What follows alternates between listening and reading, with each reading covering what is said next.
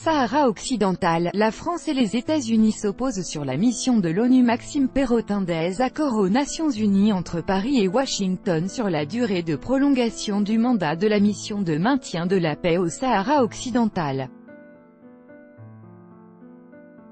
Le conflit oppose depuis près d'un demi-siècle Rabat au Front Polisario qui lutte pour l'autodétermination d'une république sahraoui. Des pourparlers inédits sont prévus en décembre à Genève. François Delattre, ambassadeur de France à l'ONU, a expliqué à la presse jeudi 11 octobre que Paris était favorable à une prolongation d'un an du mandat de la mission des Nations Unies pour l'organisation d'un référendum au Sahara occidental, MINURSO. Mandat qui arrive à terme fin octobre.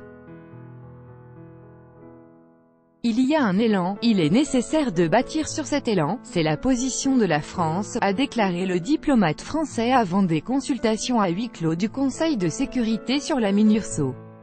Créée en avril 1991 par la résolution 690 du Conseil de sécurité, la MINURSO a pour mission de veiller au règlement du conflit comme décidé entre le Maroc et le Front Polisario, ou Front populaire pour la libération de la Sagoya et l'Amra et du Rio de Oro, en août 1988.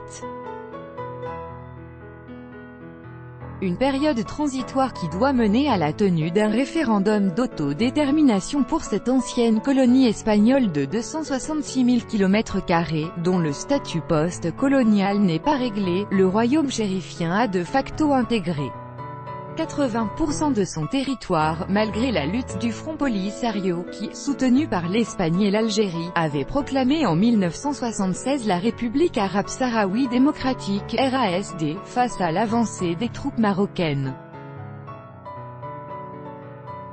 Cependant, si cette position de la France est en accord avec une recommandation du secrétaire général de l'ONU, pour reprendre les mots de François Delattre, elle contraste avec celle des États-Unis. Ces derniers sont en effet en faveur d'un renouvellement du mandat de la mission onusienne de 6 mois seulement, comme lors de la précédente prolongation décidée au mois d'avril. Les États-Unis ont été très fermes à ce sujet, a indiqué à l'AFP un diplomate sous couvert d'anonymat, soulignent nos confrères de France Info qui rappellent que la résolution soumise au vote fin octobre sera de toute façon rédigée par les Américains. Le Sahara occidental, un territoire au cœur de la diplomatie marocaine faisant l'unanimité au sein de la population marocaine, la question du Sahara occidental est particulièrement sensible pour Rabat, tant et si bien qu'en avril 2016, le roi Mohamed VI n'avait pas hésité à accuser les Occidentaux d'instrumentaliser le secrétaire général de l'ONU d'alors pour essayer de porter atteinte aux droits historiques et légitimes du Maroc.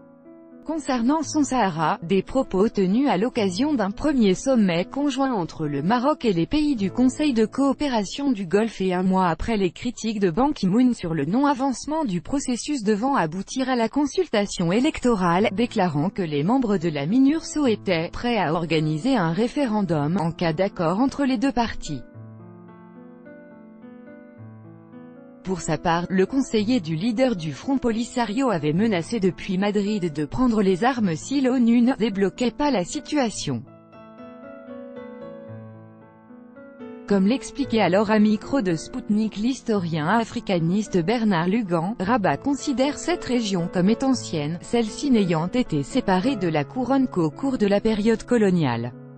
Fin septembre, l'émissaire de l'ONU, l'Allemand Horst Köhler, conviait le Front Polisario à prendre part avec Rabat à des pourparlers à Genève les 4 et 5 décembre prochains. Une première, le tout afin de faire avancer un dossier au point mort depuis 2012.